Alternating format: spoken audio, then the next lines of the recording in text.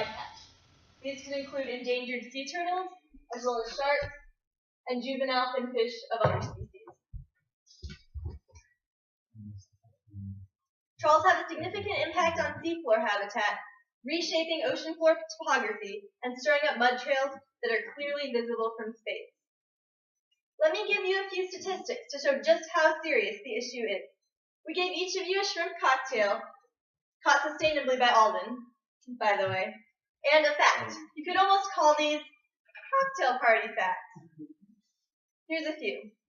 1/5 of the world's population depends on seafood as a primary source of protein. The UN Food and Agriculture Organization estimates that 70% of the world's fisheries are either fully exploited or depleted. Shrimp trawling provides only about 3% of the world's seafood, but produces 1/3 of global bycatch. We brought in a trawl to demonstrate how the process works so that you can see what we're talking about in our presentation. I'd like to thank Carolina Ocean Studies, an educational group, for letting us use their trawl today.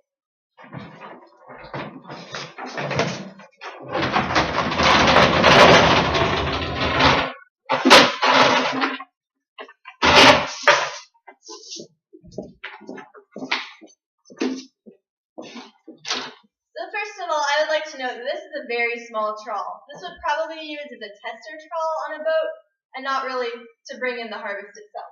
But I'll go through the parts with you and explain why they're important to our presentation. Start with this. This is called an otter board, and this is an otter trawl, which is where it gets its name. This is a little bit heavy, but on bigger trawls, these can weigh as much as 2 to 3 tons. This is the sled, and this is what cuts through the sediment at the ocean floor, stirring up those mud trails that I was talking about earlier. This is a tickler chain, and what it does is it drags through the sediment, and it tickles the organisms in the sediment so that they swim up and get caught in the net.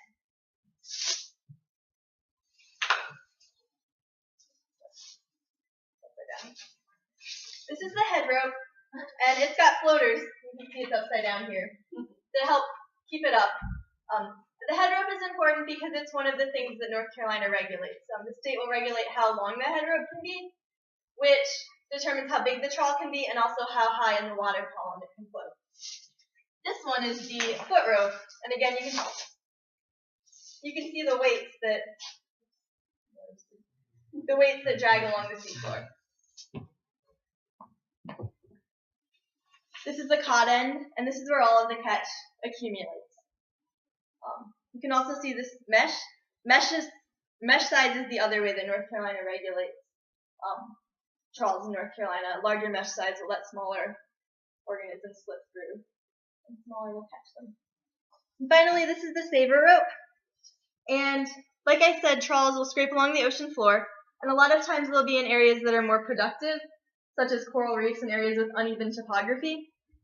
And so they can get caught pretty easily. If they get caught, you might lose your trawl and lose a lot of money. So this will float up, and if the net becomes detached, they can come by and save the trawl with this. Now there's one thing that this trawl is missing, and that's called a bycatch reduction device. And those are required in almost all cases in North Carolina. Turtle exclusion device, which is a type of bycatch reduction device specifically designed to protect sea turtles. And that would go about here. What they would do is they'd cut a hole in the net and attach the device on here. And as the turtle comes into the net, it can hit the device and get jettisoned out and not drown. Right. We'll have this trawl out again at the end of the presentation if you guys want a chance to take a closer look or have any other questions about it.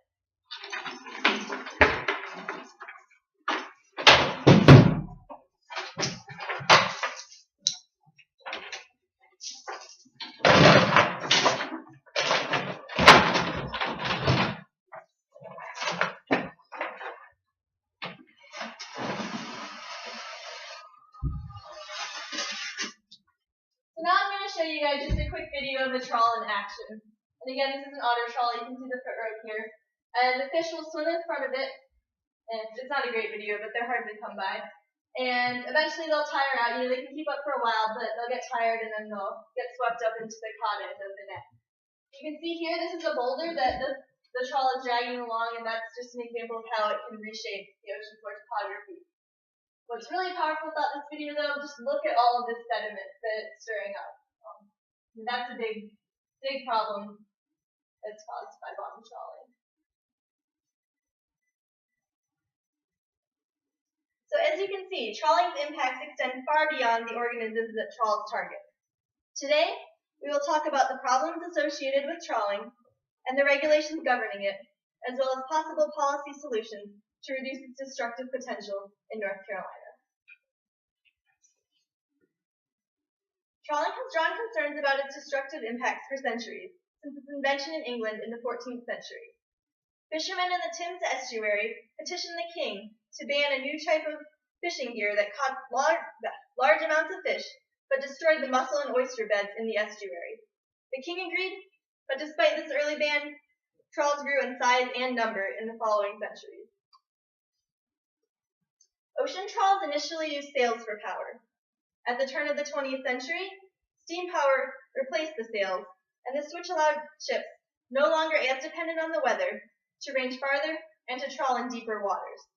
Because they could move faster, they switched to more efficient net designs, such as the otter trawl, and in a short span of time, trawls' capacities tripled, and in some cases, even quadrupled. In the decade following World War II, trawls began to switch to diesel engines. Again, this innovation led to larger trawls that were able to bring in greater harvests. Nets no longer had to be brought in by hand, and instead could use the motor's power to bring the catches onto the ship. Additionally, trawling vessels began to utilize onboard freezers that allowed them to store their catch, meaning that they could stay at sea for weeks at a time. In recent years, several factors have impacted the practice of trawling. Global population growth, along with an increase in wealth, has led to increased demand for seafood. At the same time, the practice of aquaculture has expanded, and farmed seafood has replaced wild caught on many places. In North Carolina, the number of trawls has been declining since reaching a high in 2000. In a 2008 survey of fishermen south of Beaufort, trawling was among the least utilized methods, employed by only 16% of commercial fishermen surveyed. Despite its declining importance, trawling has an outsized impact on fisheries because of its destructive impacts. The opponents of trawling represent a diverse set of backgrounds and include both environmental activists as well as recreational fishermen. Opposition to trawling has led to bans and increased regulations in many parts of the globe, as well as in the United States. Last year, the European Union proposed a rule banning bottom trawling from its waters entirely. After heavy lobbying by the fishing industry, the restrictions were reduced to incorporate only especially vulnerable areas. In the United States, trawling has been banned in a number of areas, including much of the coast of Alaska and off the coast of Washington where sea lions live. Closer to home, South Carolina has banned trawling from nearly all of its inshore waters, a move that has actually increased the state's shrimp harvest. We believe that because of trawling's many negative impacts, it should be phased out entirely in North Carolina's inshore waters. And with that, let me introduce Casey Martin, who will talk to you in more detail about the environmental impacts.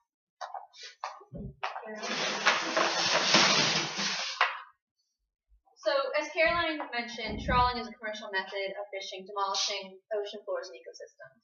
Oceans are commons, which means that every country has access to them, but not one country owns them, which makes it really hard to regulate and monitor environmental impacts. So, on land, an activity this destructive would garner much more attention. But because this is in the oceans, much of the devastation is hidden, and for the public, out of sight, keep that in mind. Today I'll be discussing three of the largest environmental impacts of trawling. They're habitat destruction, bycatch, and overfishing. Okay, first up, habitat destruction. Taking a closer look at looking at the larger scale, if you take a look at this picture, you can clearly see the traction trawling turning up the ocean floor. And these are satellites from space. These trails can be found all over the world. Turning up the ocean floor is a big issue within itself. It releases sediments into the water, which is a big problem. Marine life are suffocating in the clouds of dirt left behind. Cloudy waters also reduce photosynthesis, which ultimately reduces the productivity of ecosystems. And lastly, turning over the seafloor releases long-stored carbon, contributing to global climate change when practiced on such a large scale, like we use this globally. Now taking a closer look at habitat destruction, this picture here shows our own Carolina Bay scallop. Trawling takes away the habitat of an abundance of marine life, habitat that's crucial to its survival. Carolina Bay scallop is a species of concern that's one step below depleted, mostly due to habitat destruction from damaging fishing methods. Trawls scrape the ocean floors, pulling up entire seagrass beds and communities of bay scallops along with them. Seagrass plays a critical role in each phase of the bay scallop's life. First, it serves as their nursery. Throughout its life, it protects them from predators. And lastly, it's where they release their sperm and eggs for reproduction to replenish the next generation. This is just one example of a habitat-affected species that it supports. Seagrass is home to a multitude of marine life, not to mention other diverse habitats out there in the ocean, especially things like coral reefs. Bycatch. Bycatch is the incidental capture of unwanted marine life in commercial fishing for a targeted species. The unwanted species are usually thrown overboard, injured, or dying, or already dead. Because trawling is such a very unselective method of fishing, it produces a lot of bycatch. Some of the common victims of bycatch include sea mammals like dolphins, sea turtles, which are already endangered, seabirds that swim into the ocean to grab food, and sharks, which are very endangered as well. From keystone species that regulate their food webs to filter feeders that help clean the water, all species are at risk when a trawl comes through. Bycatch is a major issue because of the large-scale nature of trawling. Not much has been done to address this issue so far. We have things like turtle exclusion devices like Caroline just mentioned, but again, that targets one species. It's not an ample solution because it doesn't help all the unwanted species captured in this process. And Tori will go a little more into the test later on. So just over 27 million tons of marine life are caught each year from fishing methods, are discarded each year from fishing methods, with trawling producing the most bycatch of all methods. Shrimp trawlers are the worst of the worst, producing 50% of that 27 million tons.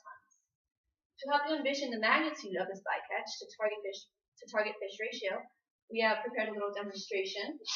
So, say you were throwing a cocktail party and you needed to buy 1 pound of shrimp.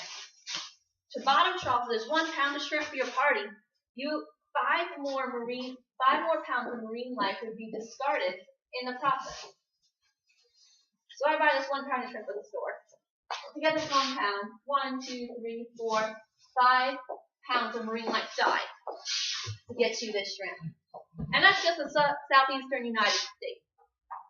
If talking about the worldwide ratio, it's 9 pounds. 9 pounds of marine life discarded worldwide to get your 1 pound of shrimp, meaning 90% of the catch is unintended and carelessly thrown overboard, dead or left to die. Pretty astounding number. So, that's just something to think about next time you're planning your next cocktail party.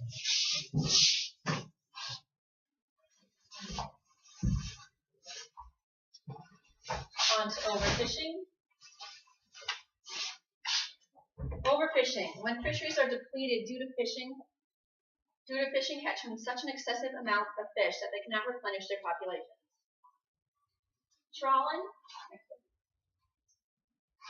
Trawling aims to increase food supply and increase their economic profit at the cost of decimating marine ecosystems in the process with their massive trawl nets.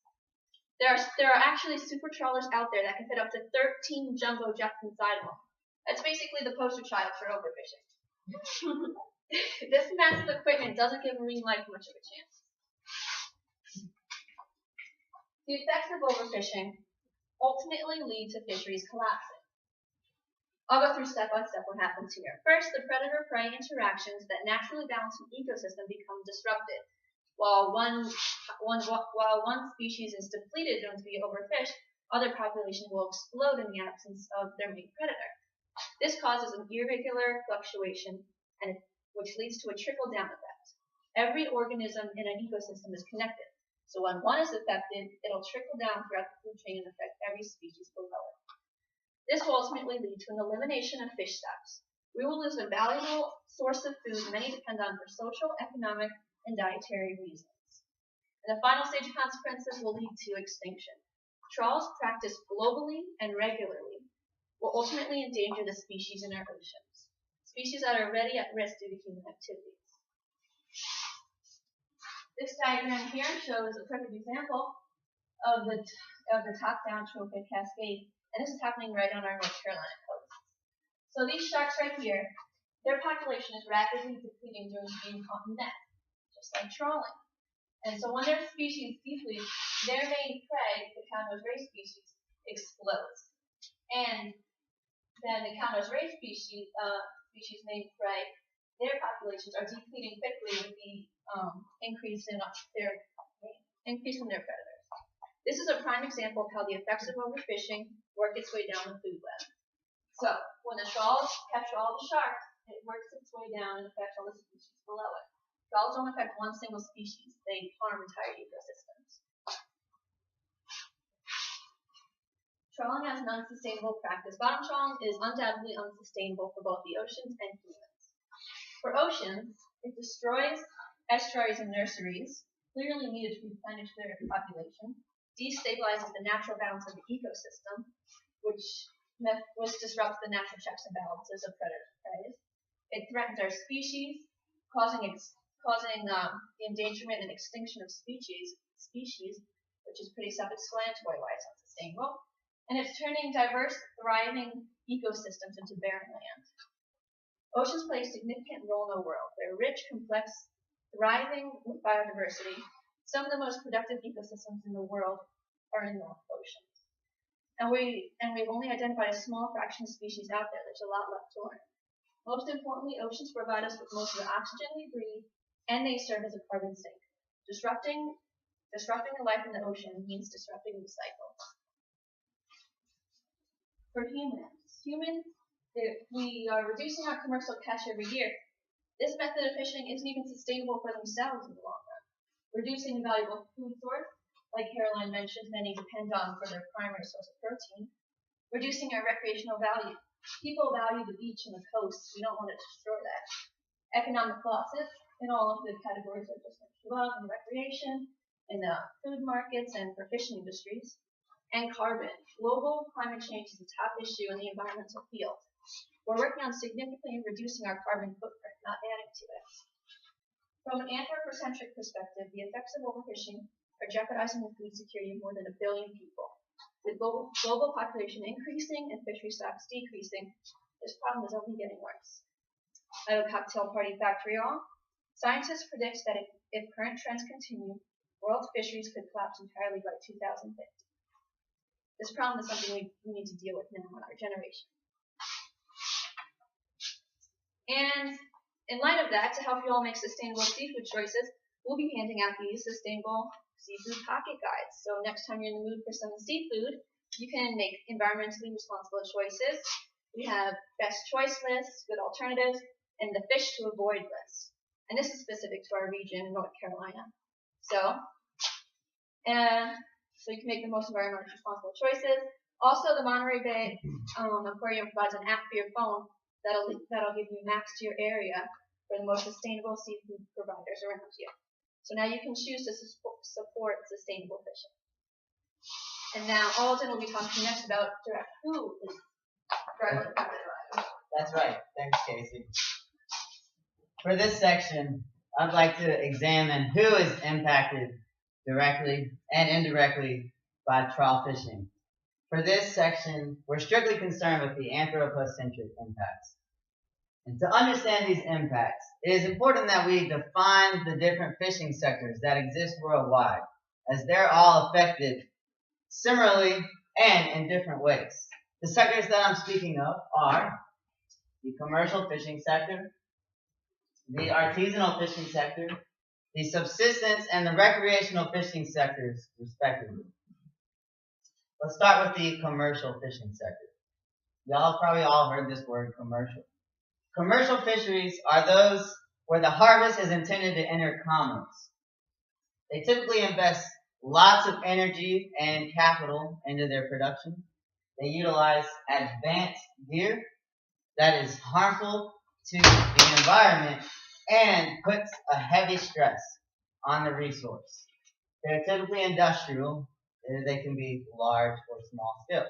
We have a big commercial trout fishery in the United States. Next, I'll define the artisanal fishery. Artisanal is a term that refers to the relative level of technology. So an artisanal fishery is going to use less advanced gear and technology.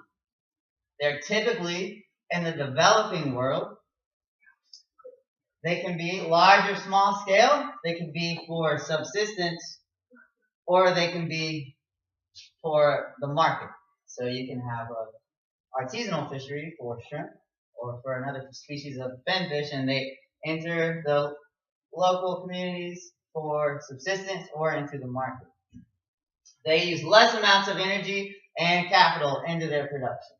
Typically, they're more friendly to their respective environments and to their resource. However, I'm not going to lie to you, they can still practice destructive practices. Typically, though, they tend to be more sustainable. Thirdly, let's define the subsistence sector. The subsistence sector consists of individuals fishing to feed their families and relatives exclusively. So an individual or individuals pulling together fish strictly for subsistence and survival. These are going to be occurring again in the developing world, and they're typically very poor people again, and they utilize traditional fishing methods as well. So similar to the artisanal method, the main difference is scale. These are much smaller. Individuals fishing, whereas artisanal sectors involves fishing households or groups, and as opposed to commercial companies. Lastly, let's define the recreational sector. And this may be the most familiar to you and to me. A recreational sector is individuals fishing for sport. Typically, they utilize rod and reel and practice catch and release.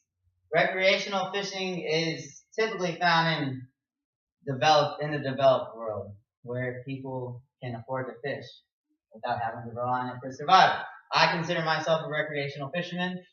If I had to rely on what I caught to survive, surely I would starve. Therefore, I am not a subsistence fisher. Now, each sector is impacted differently and similarly in some cases.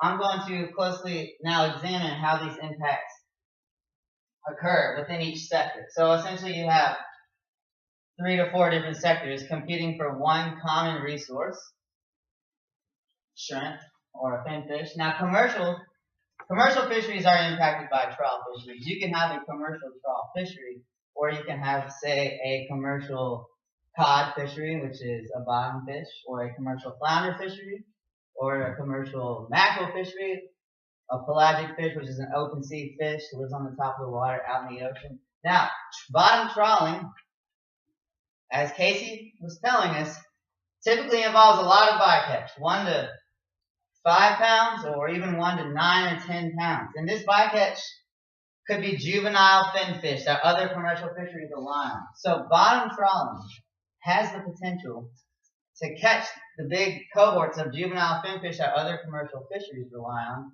yielding their stock unsustainable and potentially depleting the other commercial fisheries. And also, as Casey was mentioning, very destructive to the bottom habitat and the bottom environment.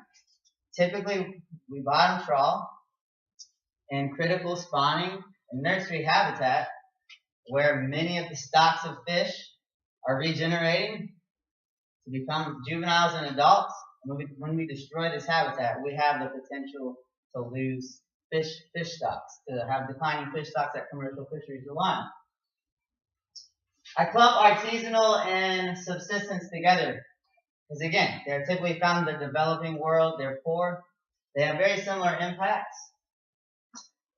The artisanal and the subsistence fisheries are vital to the livelihood and food security of millions.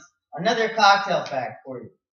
Artisanal and commercial fisheries catch the same amount of fish for human consumption, approximately 30 million tons a year. And artisanal fisheries employ 25 times the number of fishers. That is a phenomenal number.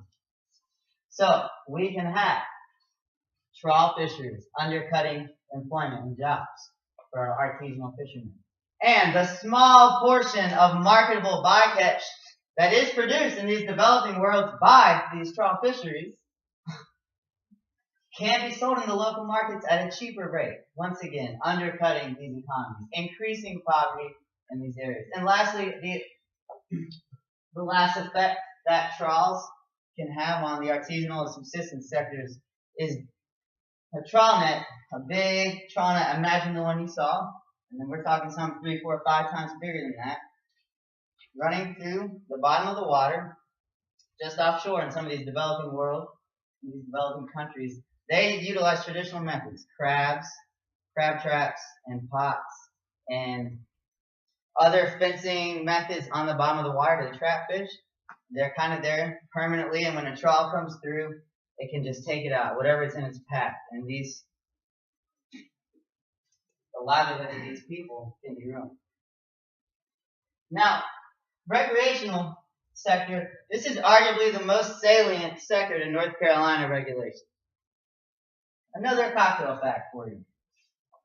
According to federal fish managers, the total economic impact from coastal recreational fishing trips and durable equipment expenditures in North Carolina in 2008 was approximately $2.3 billion, and it supported 22,000 jobs, according to the North Carolina Division of Marine Fisheries. Commercial fishing in 2010 accounted for only 3,997 jobs.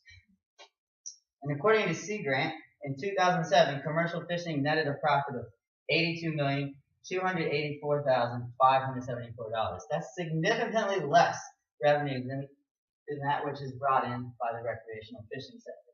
Let's think about this for a minute. I want to go to the beach and fish. I got to buy a fishing pole.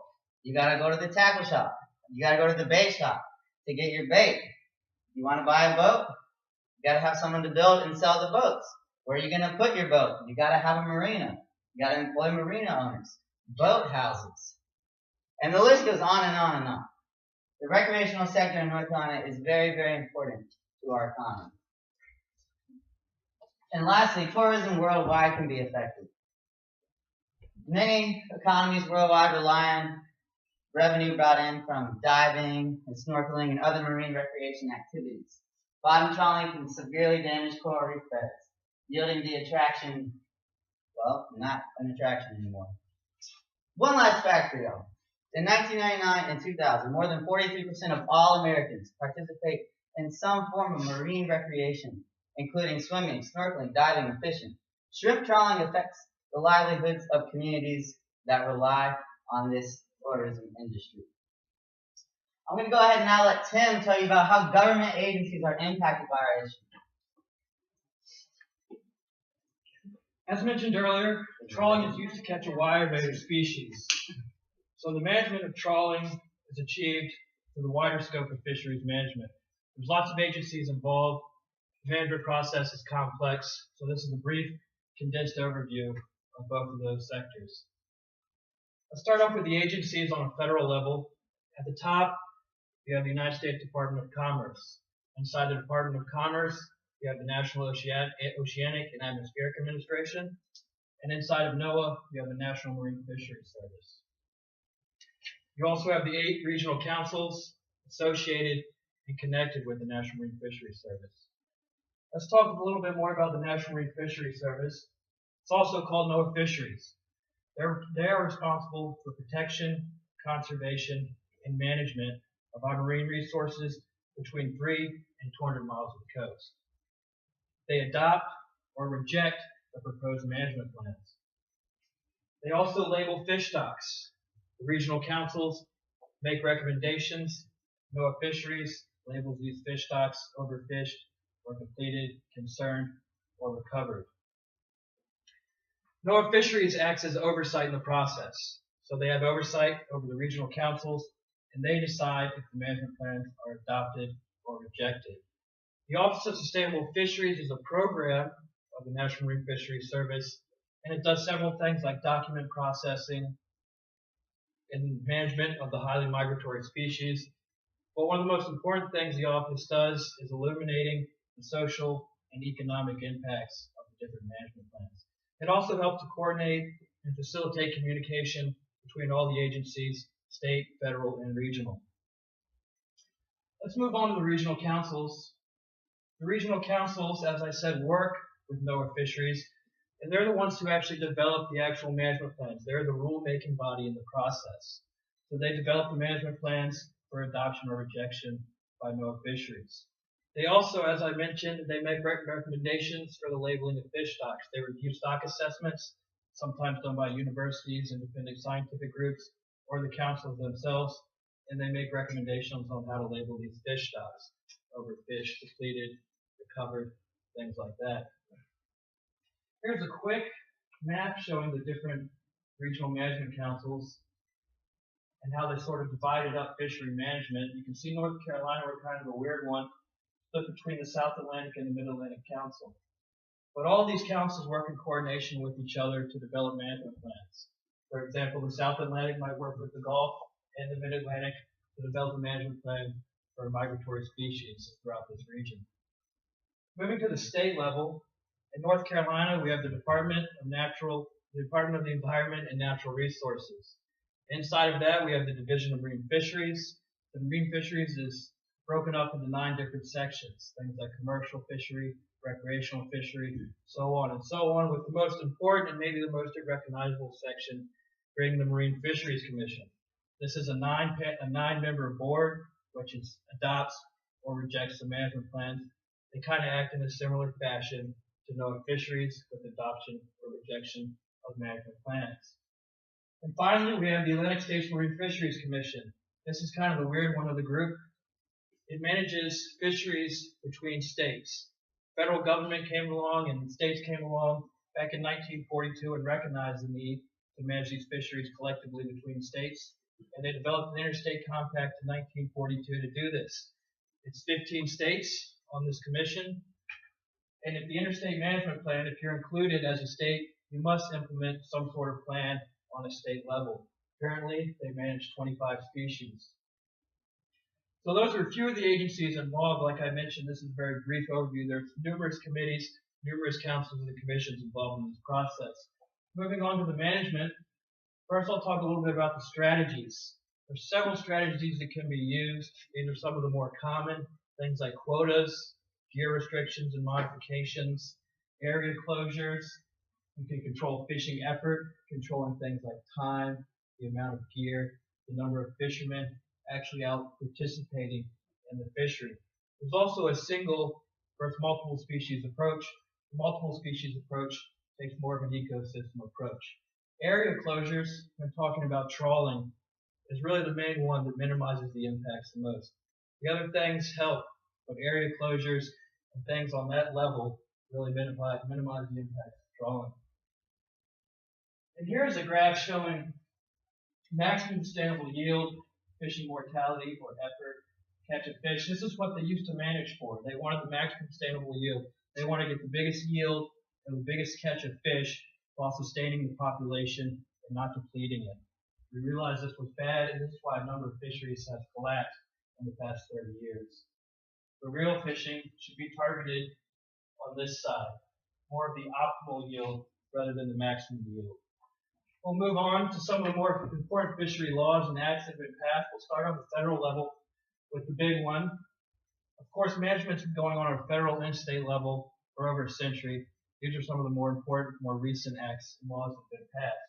We have the Magnuson-Stevens Fishery Conservation Act, which was passed in 1976. This is the big one that governs all fishery management. It has 10 standards in this law that must be followed in the management process. It's been amended several times. Two of the more important amendments were made in 1996 and 2006 with the Sustainable Fisheries Act and the Reauthorization Act. Both of these acts aim to end overfishing, reduce bycatch, and rebuild depleted and overfished stocks. Trawling management on a federal level, there's several things they have done, like area closures and things like that. One of the more recognizable things that people might be familiar with is the requirement of TEDs in all shrimp trawlers. You must have a TED installed in your shrimp trawler if you're fishing in federal waters. Moving on to a state level, like I said, management has been going on for over a century. One of the more important laws recently has been in 1997, the Fisheries Reform Act. And this reformed several areas of North Carolina fishery management. Things like licensing, the actual management plan process, bycatch, and habitat are just a few. North Carolina trawling regulations. There's several things that have been passed as law. Things like mesh sizes, minimum mesh sizes for shrimp trawling, or gear restrictions, the size of your gear or the amount of gear you can have. There's also area closures, like primary and secondary nurseries. And this has proven to be one of the best ways to minimize the impacts of bycatch, minimize the impacts of trawling. And then there's things to control fishing effort or trawling effort, like area, season, or time closures, minimize the effort the trawling is putting on the ecosystem and the fishery. Moving on to a map here showing some of the secondary and primary nurseries in North Carolina. You can see a lot. The red is the primary, blue is the secondary, and then there's temporary secondary nurseries, which are also closed to trawling. A lot of these closures on these nursery habitats are up in estuary waters, up in the mouths of rivers and things like that. A large portion of inshore waters remains open to the impacts of trawling. So that's some of the agency strategies. Now just a quick overview of the management process. Anybody can introduce an issue or problem facing fisheries. They do research to see if the problem warrants a management plan, and then they draft the management plan with different options and rules involved. They do more review and examination of the draft.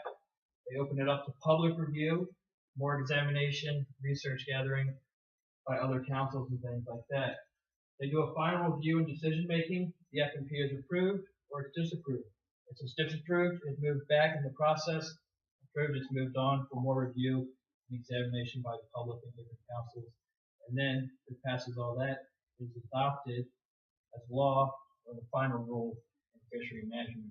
This was a brief overview of the agencies and the management process.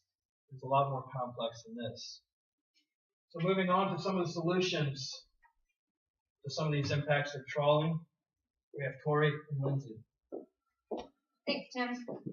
All right, so we would like to propose 3 possible solutions that we believe will help to eradicate trawling in North Carolina inshore waters and specifically focus on which will be the most effective at the present time. Ideally, we would like to 1, improve the marine protected area system in North Carolina, 2, improve management plans, and 3, research and develop more bycatch reduction devices like TEDs. First, we propose to increase the number and size of marine protected areas and marine managed areas, known as MPAs and MMAs respectively. The image you see here depicts the North Carolina marine protected areas that are in the national system. As you can see, not many of those are primary or secondary nursery habitats that you just saw on Tim's graph. Second, we suggest improving management plans through more gear restrictions, more area closures, and stricter bycatch reduction device requirements.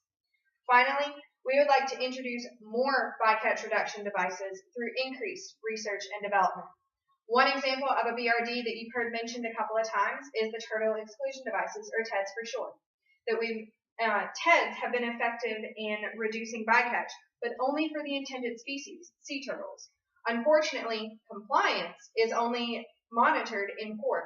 Once a vessel leaves port, fishermen can easily wire a TED shut to increase their yield. As long as the net comes back the way it left, officials are none the wiser.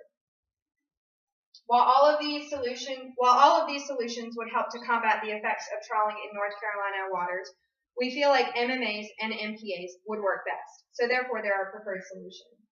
North Carolina already has many marine protected areas. In fact, the very first National Marine Sanctuary was established off the coast of Cape Hatteras in 1975 to protect the USS Monitor wreck site. North Carolina has several marine managed areas that are eligible to become part of the national system should managers attempt to be included in the national system and complete the nomination requirements. It is important for them to do this because MPAs have been shown to increase biomass. They can also be used for research, and they can also be used for research and education opportunities. It is no question that bottom trawling destroys habitat. Therefore, a habitat-based resolution is the most obvious solution. Having a healthy habitat supports a healthy ecosystem. Therefore, the effects of bycatch and overfishing will be reduced. We propose identification and protection of primary and secondary nursery habitats, as well as other habitats deemed important to biodiversity, including deep sea corals and seagrass beds.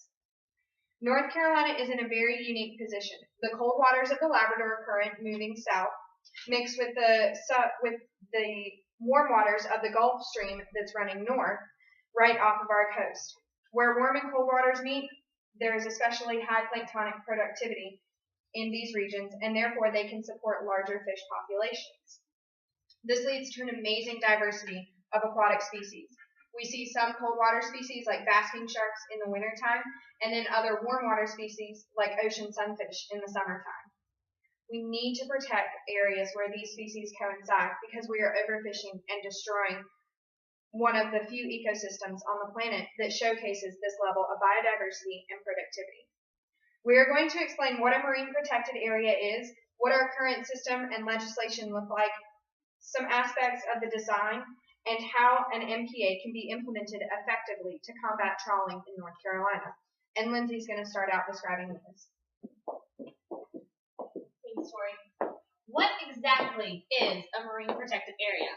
In the executive order that set up the framework for the national system, it defined the marine protected area as, quote, any area of the marine environment that has been reserved by federal, state, territorial, tribal, or local laws or regulations to provide lasting protection for part or all of the natural or cultural resources therein. Executive Order 13158, which was enacted during the Clinton administration, charged NOAA, under the Department of Commerce, with the responsibility of marine protected areas. NOAA then teamed up with the Department of the Interior in order to set up a national system of MPAs. It is important to note that inclusion into the national systems of MPAs does not place the protected area under federal control. In order for an area to be considered for the national system, it must go through a nomination process. During this process, NOAA evaluates whether or not these MPAs match three criteria. These three criteria are: 1. Must meet the definition of a marine protected area as defined by the executive order. Number 2, it must have a management plan. And 3, it must support at least one priority goal and conservation objective of the national system. The most prevalent misconception regarding MPAs is that they are all no-take areas, meaning that no one, whether they are commercial, recreational, or even subsistence fishermen, can fish in those waters. This is simply not the case. There are 3 general levels of protection. However, an MPA can consist of any mixture of these protections. The most strict form of protection are no-access MPAs. No one is allowed inside these areas without permits. A no-take area, or NTAs, are the next form of protection. In these areas, takings are not allowed. Takings include the removal of a species from an area. For example, you cannot remove coral from a no-take area. The third type are multiple use areas. Within these areas, management plans dictate what can and cannot take place inside that protected area. In addition to having these protections in place, a national MPA must meet at least one of 3 conservation objectives. 1. Sustainable production MPAs, which are designed to conserve a resource for future extraction. 2. Natural heritage sites, which are meant to conserve the area's natural processes and ecology. And 3. Cultural heritage sites, which are meant to preserve our nation's historic treasures. According to NOAA, currently in the U.S., we have over 1,700 marine protected areas. 437 of those are in the national system, and 9 of those in the national system are in North Carolina. 35 MMAs in North Carolina are currently eligible to be in the national system. Being a part of the national MPA system is beneficial because it offers protection against the harmful effects of human activities through enhanced regional coordination between MPAs and ocean initiative organizations. 2. Increased public awareness, higher better site management capacity, and recognition of these MPAs as important conservation areas. You may be asking, well, why aren't the North Carolina marine managed areas enough? Why are you pushing us to be a part of the national system? The MMA system in North Carolina is not sufficient to protect our natural resources. Our solution attempts to fix these problems. However, for now, we'll just explain the shortfalls of the system. Number one, we do not have centralized legislation governing MMAs. These state protected areas are set aside by various entities and legislation in North Carolina. There are 11 different entities that manage and have jurisdiction over MMAs. This can cause a few interesting problems when a decision must be made for an area. For example, behind me you see a picture of the Rachel Carson Estuary Reserve Dedicated Nature Preserve. It's the one that kind of looks like a golf club or a hockey stick.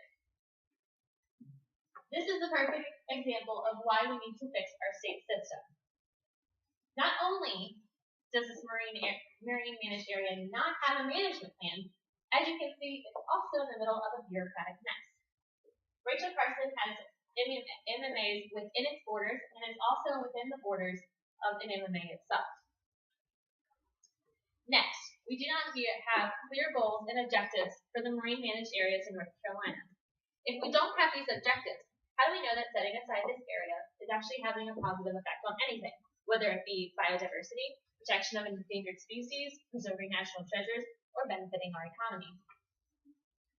Third, we have no evaluation or monitoring systems in place.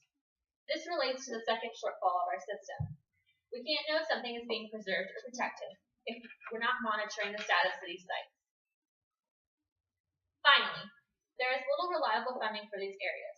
We need to ensure permanent and consistent funding will be available to provide long-term, consistent, and effective management. To better understand marine protected areas, Tori's now going to talk a little bit about the design. Thanks, Lindsay. Alright, so now that you guys know the basics of the MPA system and all of its shortfalls, we're going to get to the particulars of the ways an MPA can be designed and how it will affect trawling in North Carolina. Areas of conservation originally begin in the terrestrial environment, but as Casey mentioned earlier, ocean habitats are different because they are out of sight, out of mind. Also, because the ocean functions much differently than terrestrial environments, when we try to apply terrestrial concepts to the marine environment, the results are much different. Oceans are infinitely more interconnected and often thought of as a single entity. One debate that has been going on in the conservation world for years is the single large or several small debate, or SLOS for short. When conservation biologists asked, is it better to have several small protected areas or a single large area protected? Well, most evidence has pointed in the direction of a single large area. With increased area, we often see increased biodiversity. In small protected areas, there can be an increase in negative edge effects, causing a decline in biodiversity. Edge effects are the perimeter to area ratio. Increased edge effects are a less than desirable factor in a terrestrial ecosystem because they can contribute to increased disease, more generalist species, and fewer specialist species. However, when the SLOS debate is applied in the marine environment, different results are seen. While some scientists have concluded that a single large area would work best in the marine environment, other studies have shown that the perimeter to area ratio is not a limiting factor. And these studies have shown that the location of MPAs and the timing are key factors in determining MPAs regardless of edge effects. When considering the location of an MPA, the most ideal protected areas include two factors: diverse habitat and critical habitat. Conservation of migratory routes, spawning grounds, and nursery habitats are key. Research has shown that even though several small isn't the best solution on land, in the ocean, smaller protected habitats can work well. It is important to protect a diverse number of habitats as well as nursery and migratory routes, even if the smaller design has increased edge effects. This is great news for policymaking because legislation changes are more easily accepted when areas in question are smaller. Several small areas of protection from trawling that that contain critical habitat provide an effective design for MPAs. While eliminating trawling in all of North Carolina inshore waters tomorrow would be ideal, the practicality of closing all or even most of these areas to trawling is impossible. Restricting access to large areas would not only be unpopular, but also would be harmful to the various sectors that Alden mentioned earlier. Completely closing many important areas would have astronomical implications, not only for the commercial fishing fleet, but also for people in the artisanal and subsistence fishing sectors. Those sectors depend on these waters for their lives and their livelihoods. Because of this, we are proposing the institution of dynamic MPAs as a phase-in process, and Lindsay is going to tell you more about those dynamic MPAs now. A new idea within the conservation world is the idea of dynamic marine protected areas. Dynamic marine protected areas are the most appropriate form of management for North Carolina offshore waters and inshore nursery habitats because they are exactly what their name suggests, dynamic. There are two different approaches to a dynamic MPA system. One is that there is an overall managed area, and within that area, certain parts of the reserve are protected at different times. For example, if we have a large protected area that is multiple use, on the inside we can have smaller areas that are no take or no access areas, and open other portions for multiple use. The following year, we would move these more protected areas to a different location within the overall MPA. The other approach to managing MPAs is that within a large system of habitats, like the coral reef system, a small percentage of them are protected over a period of time before these protections are moved. Both of these designs fall into line with the several small design, as small areas within the reserve receive more protection than the other. Moving on to our solution. Our first priority is to fix the state MMA system. Remember the Rachel Carson Reserve dedicated nature preserve that I showed you earlier? Allow me to refresh your memory. This MMA is the perfect example for why we need to fix the state system. This area is within multiple MMAs and has multiple MMAs inside of it, and it does not have a management plan. The sad part is that this isn't the only marine managed area that's like this in North Carolina. The first thing we need is to make a centralized legislation governing MMAs. We need to have consistent management and clearly defined authority and responsibility over all MMAs in North Carolina. We want to see site-specific management plans for all marine managed areas in North Carolina. We also, along with these management plans, they should include clearly defined goals and objectives. And when they establish those goals, they should also include monitoring and research. Partnering with institutions such as universities could help not only train our future managers, but also offer a research opportunity for our scientists. We also need to ensure permanent and consistent funding will be available to provide long-term, consistent, and effective management. To do this, we propose to increase the cost of fishing licenses in North Carolina. By doing what is necessary to fix the state system, many of the requirements for becoming part of the national system will be complete. It's a win-win situation. Not only does North Carolina improve the quality of its state protected areas, they will also be eligible to receive the benefits of the national system.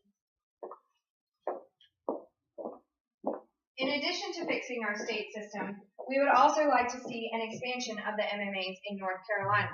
We would like to ultimately see all inshore waters in North Carolina designated as at least secondary nursery habitat. Tim mentioned that earlier. Secondary nursery habitat, as defined by the Marine Fisheries Commission, are those areas in the estuarine system where later juvenile development takes place. Populations are composed of developing subadults of similar size which have migrated from an upstream primary nursery area to the secondary nursery area located in the middle portion of the estuarine system. These areas are close to trawling in current legislation and other fishing techniques and other destructive fishing techniques. Because oceans are a global commons issue, these designations would not only protect critical habitats for local offshore fisheries and local economy, but also for the world. We recognize that this is a large area to close. But because research in MPAs has suggested several small could work, we propose closures as a phase-in process, starting with lots of small areas and increasing their size and number over time. Like I said before, our ultimate goal would be to have all inshore North Carolina waters closed to trawling by 2025. In addition, we propose a network of dynamic MPAs of representative and diverse habitats, including deep-sea corals and seagrass beds. The management plans associated with the MPAs should be strengthened to include closures of important areas during certain times of the year, depending on important species behaviors. Education must also be utilized in order to gain support for these solutions. Policy changes we have suggested cannot change public opinions or behaviors alone. The public must be aware of the importance of reducing the effects of trawling. And in addition, commercial fishermen should be educated in alternative and sustainable fishing methods. Shrimp don't have to be caught inshore. Like Caroline mentioned at the beginning of the presentation, South Carolina has a viable shrimping industry, even though most of their inshore waters are closed to trawling. However, because this is a global economy, we also need to educate fishermen overseas as well. We want to partner with international organizations such as Oceana to provide education and lobbying power to affect change overseas. And Lindsay is going to close us out.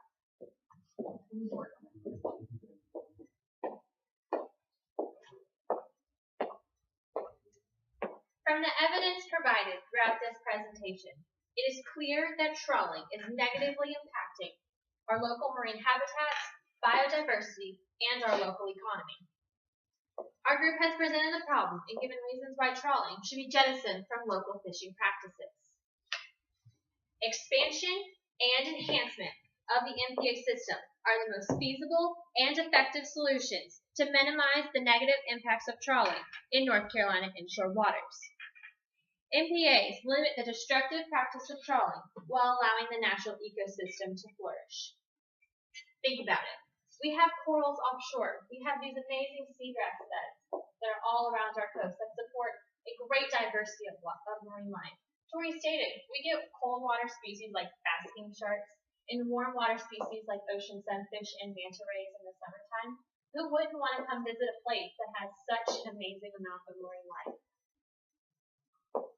These MPAs provide areas for fishing and scuba diving and entrust to us pristine areas to research, educate, and recreate.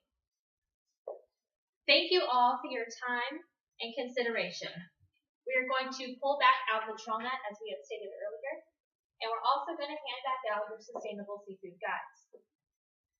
After that, we would like to open the floor to questions.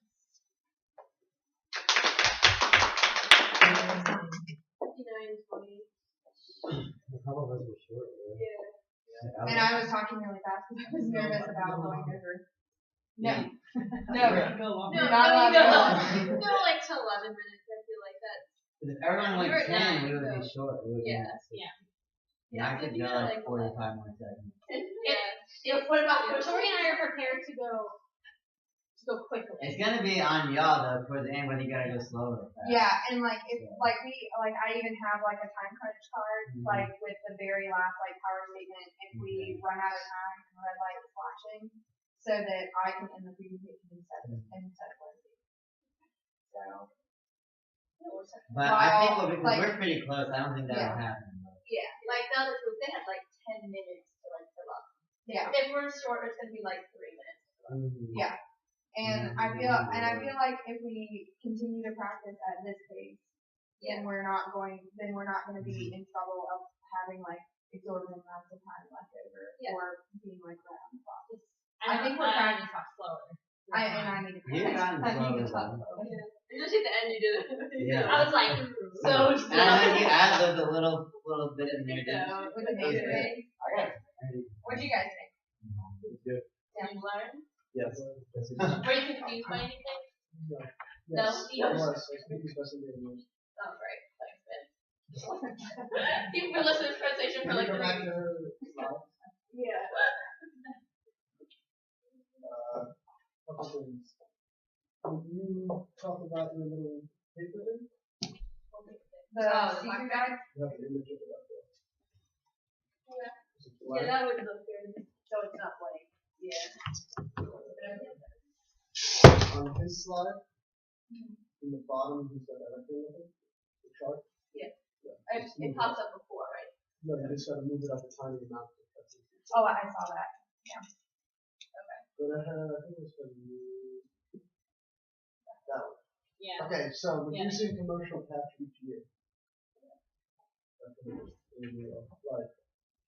Like, Trawling Commercial reduces industry. commercial catch each year. years ago we used to have a lot more, but every year it's getting lower. We use these huge things that go with The it. way I came across the news is like, This is a commercial fishing practice. like we're doing that on purpose. Well, Like no, we're but it's like reducing our commercial. unsustainable. Yeah, you could change it to say